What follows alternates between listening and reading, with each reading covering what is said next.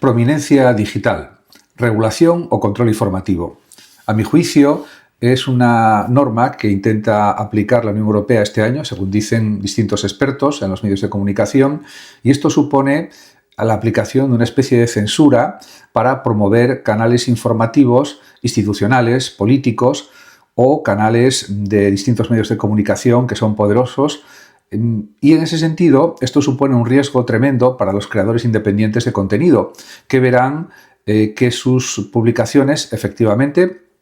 pueden estar visibles en YouTube y en otras redes sociales, pero si se aplica este criterio de prominencia, lo que sucederá es que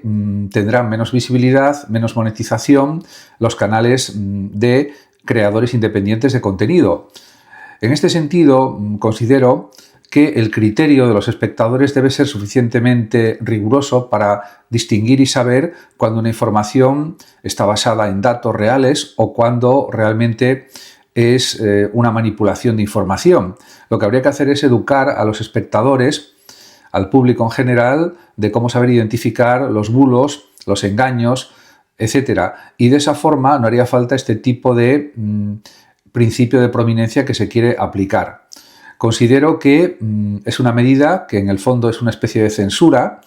y que pues limita también injustamente los derechos a la libertad de expresión de los creadores. Por tanto, me parece que es una medida, en primer lugar, que no va a tener éxito porque al final, diríamos, la gente seguirá prefiriendo distintos tipos de canales, sean institucionales o no, y ese tipo de regulación pues no va a dar el resultado deseado, a mi juicio. Lo que se trata es de buscar que todo el mundo se pueda expresar libremente y yo creo que habría que hacer lo contrario. Habría que promover el pensamiento crítico, el pensamiento independiente, por supuesto, un pensamiento que sea respetuoso con otras opiniones, con otras ideas, pero no centrarse en buscar una homogeneidad de la información que realmente sería limitar la pluralidad informativa.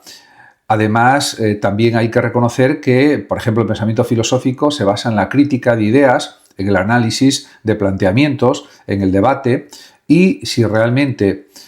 pues hay una concentración informativa, todo eso realmente pues queda eliminado. Por tanto, esperemos que al final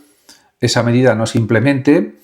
en YouTube y en las distintas redes sociales más importantes. También parece ser que en Google se quiere implementar ese sistema de regulación